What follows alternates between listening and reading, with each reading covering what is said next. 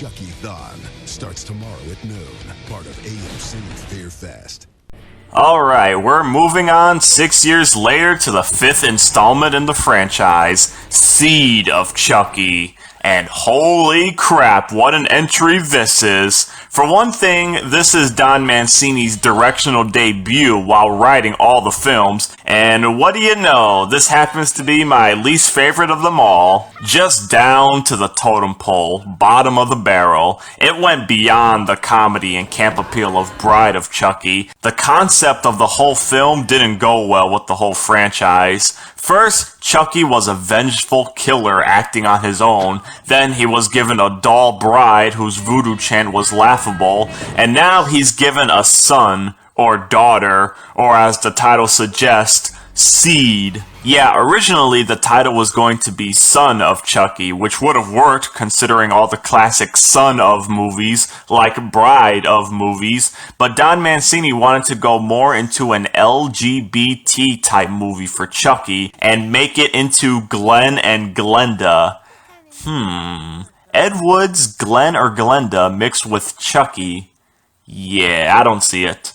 Maybe if they changed the title to Glenn and Glenda Meet Chucky, it would have received more attention. But like I said, this movie is just straightforward with comedy and no horror. It can be seen as a guilty pleasure with overacting, awkward doll on human scenes, and Chucky masturbating. Yes, Chucky jerks his little good guy dick in this movie, and disturbingly takes sick pleasure in it by laughing.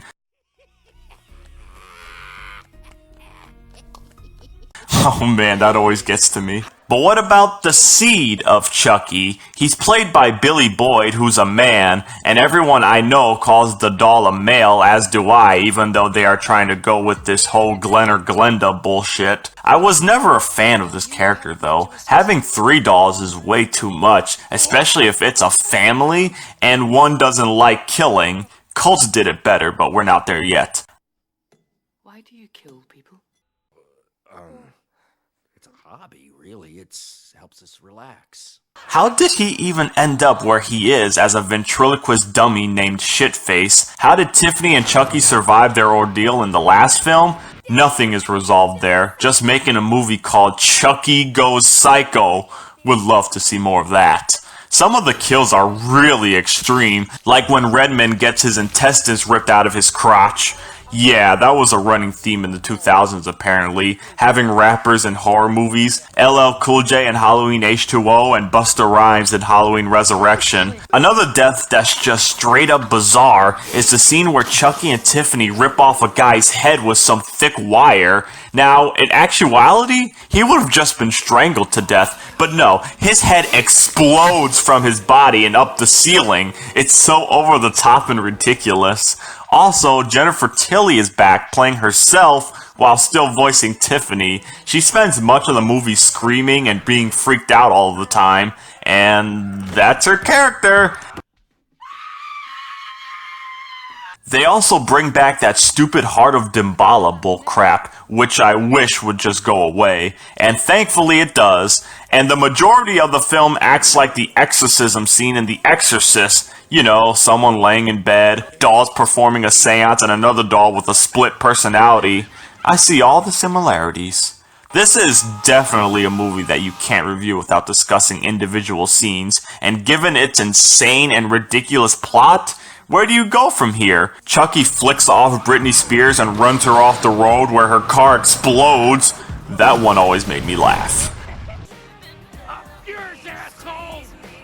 A lot of it is funny because they're so ridiculous and don't fit with the rest of the franchise. The Kung Fu father-son fight scene where Glenn gains powers and jumps over Chucky's head like 9 feet in the air given his height. That was garbage, so I shouldn't even have mentioned that. The Shining parody was a clever one because everyone already predicted what he was going to say, and he gave it a twist.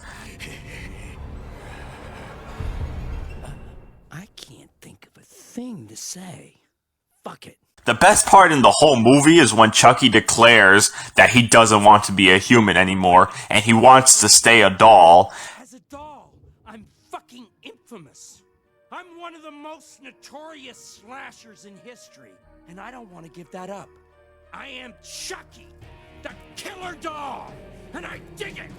Have you ever seen any horror character put themselves over like that? It's just awesome. It almost defines what the whole series is about. But unfortunately, it had to be said in the least liked installment. Seed of Chucky abruptly ends with Tiffany being placed in Jennifer Tilly's body, and a weird-ass Glenn and Glenda split or something with a brother and sister. It's really confusing. But Chucky strangles Glenn, and that's the last we see of him, thank God. So, what's to say about Seed of Chucky other than it's just a mess of an installment? Sure, a lot of it is actually funny, but it's the whole concept overall that makes it a lousy sequel. The deaths are over the top, the dialogue is really lousy, Tiffany and Glenn were a waste of space, and it didn't seem like much of the focus was on Chucky at times. Also, Chucky's design looks a little lighter in tone, and his face looks different from Bride of Chucky, which I kinda hate. There was also a short called Chucky's Family Vacation Slides that I recommend you go see. It's pretty hilarious. Oh, I think I'm going to be sick. Too many pork rinds. And here's us in Seattle. Bottom line, Seed of Chucky is my least favorite installment. It's pretty dull, but not without some highlights to keep you entertained. Especially with a masturbating doll. How come I don't ever get any of the good roles anymore? How come nobody takes me seriously? Nice tits. Thank you.